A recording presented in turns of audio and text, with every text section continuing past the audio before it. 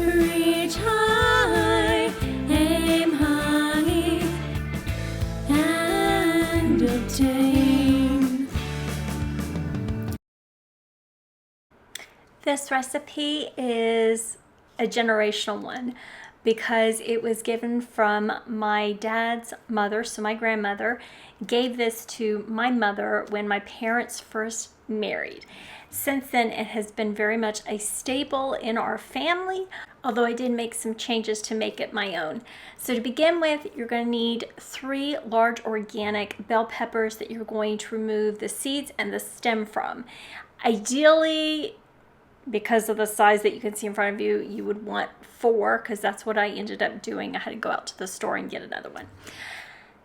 Otherwise, it would just be the 3 large bell peppers. Follow that with 2 organic celery stalks. You can see here that it was very thin. That's because these were the celery stalks from our garden. So I used the leaves as well because it is from our garden. And I'm the kind of person that says, we made it, let's use it.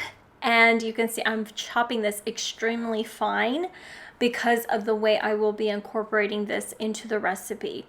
And it is also the variety that causes these particular celery stalks to be so thin in size. So do bear that in mind when you're looking at the celery in the store compared to what you're seeing here.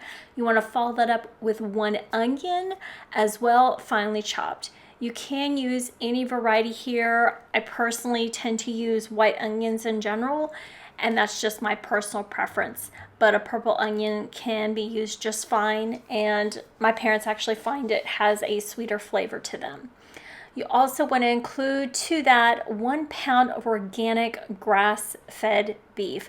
I like to use either Riverband Ranch, Richard's Regenerative, or a local trusted farm source that we have here in North Carolina. To all that, you want to put that in a bowl, the onions, the celery that you've chopped with the ground beef. And then to that, we're also going to add 1 large organic free-range egg, as well as 2 teaspoons of a quality salt, either Celtic, pink Himalayan, or your chosen salt. The importance is making sure it's a quality, full, unfiltered salt. To that, we're going to add 1/4 of a teaspoon of black pepper finely ground, about 1 tablespoon of organic parsley finely chopped.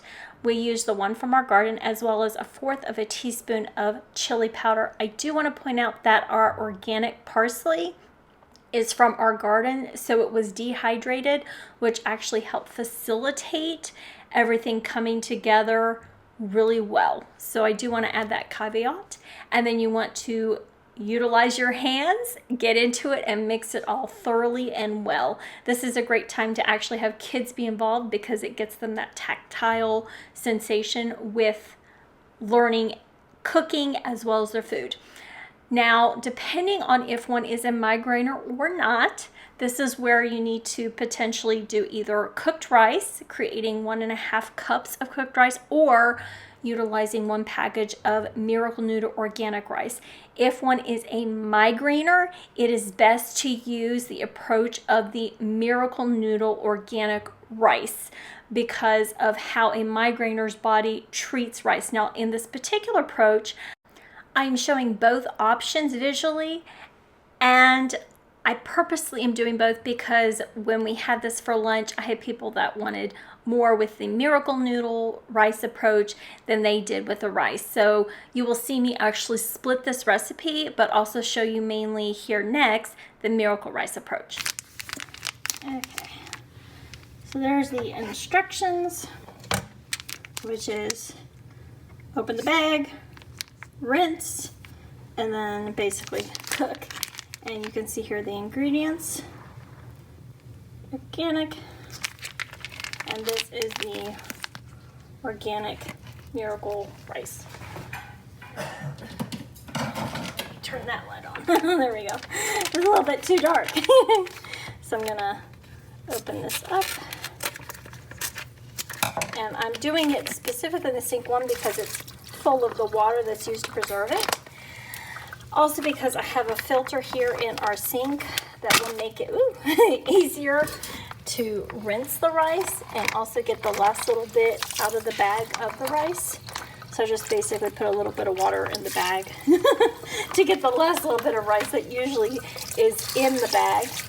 And then I'm just manipulating it around to rinse it per instructions. And then I'm using this because it's got a stand on the bottom. So when I'm finished rinsing, I can just let it drain so I don't have any excess liquid within my Miracle Noodle rice. Okay. And I'm going to put this in a plate so I can keep using the sink for the excess water to drain for next step. Now, because I have consumers that like the standard rice approach, as well as the majority that actually wanted the Miracle Noodle rice approach, I actually split the recipe here. So you can see here that I put the Miracle Noodle rice in a separate bowl, and I began to actually incorporate the meat with the Miracle Noodle rice. And then I realized my bowl wasn't big enough. So I actually ended up taking just a little bit that I needed for those that wanted the standard rice approach, put it to the side, and I took over the big bowl. So that way it would make things so much easier for me, because the mixing was becoming very challenging with the size that I was using at the time. And so there you can see I put it in the big bowl so I could get really good results. And that way I could finish incorporating my chosen rice medium with the meat and have everything well incorporated together to provide a really great flavor results.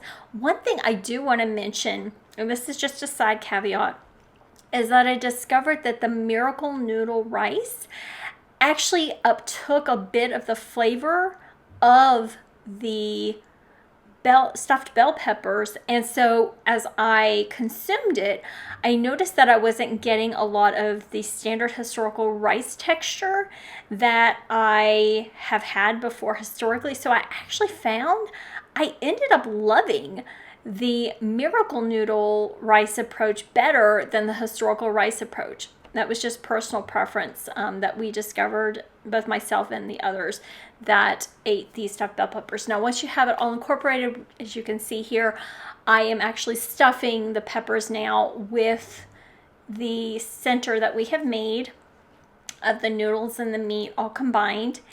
And this is where you have a few options. One is you can actually save these for the next day. So you can actually put the peppers together with the stuffing and everything, put it in a container, cover it, and actually put it in the fridge. Now you can see here, I'm actually creating the rice portion for a few people that wanted the rice, and stuff that as well. But the great thing is I can actually make this a day in advance. So anyone that wants to have a really nice meal and they don't want to feel so rushed, this is a great thing to have made in advance. Put it in the freezer, de-thaw it in the fridge, and then cook it. Or what I did here, which is I actually covered it once I had it in the cooking container, and I put it in the fridge. And then the very next day, I actually brought it out for lunch to actually cook. And here you can see I'm removing the cover to actually prepare it. Once you have it ready to go in regards to, you know, you're going to cook it, you will want to add filtered water to your cooking container that will reach around a ½ inch in size in regards to when you've added it to your cooking container. Then once the water has been added, you'll want to put it in a preheated 350 degree Fahrenheit oven, or it's 176 degrees Celsius, and cook it for 45 minutes. So that's what I'm going to be doing here, is putting in our preheated oven. And had a little bit of challenge trying to hold the camera and get it in the oven here a little bit. But once it's in, you will want to cook it for the 45 minutes, setting your timer, and then come back to it after it's reached the 45-minute mark. Okay, I'm going to put the cheese on. Isn't that beautiful? Cheese. Let's see if I can straighten that one up a little bit.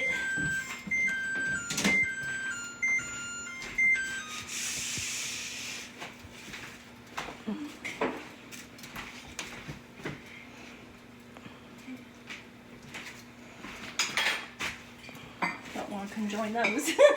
Right?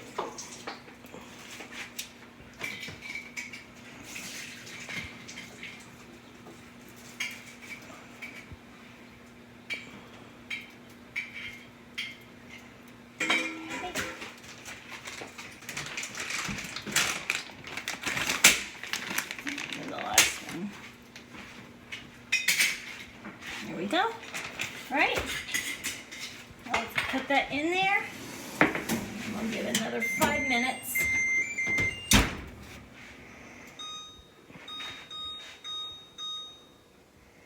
And that's just to melt the cheese and give it a nice topping. Okay, so let's turn our timer off. Oh, look at that. Isn't that beautiful? That's beautiful. Looks like somebody snuck a garlic in on my water. I know that's Daddy. Because that should not be there. But that is going to be so delicious. Once the cheese has melted, it is time to enjoy the delicious results. Typically, we have found the bell pepper on its own has been sufficient because of the high protein content, and usually only have 1 bell pepper. However, 2 for a full bell pepper result is certainly fine. And what I'm getting ready to show you here is now the results of how it all looks once everything's been cooked, and share the feedback from my dad. Because this is the Miracle Noodle one. Oh, look at the beauty of the inside of that. Look at that. That turned out beautifully. Thank you, baby. And it's very tender and moist, huh? Thank you. You're welcome. Thank you for letting me show you cutting it. That's good. Okay. Okay, Daddy. Now this one's the rice one. But the only difference is the rice versus the Miracle. Otherwise, it's exactly the same in regards to flavor.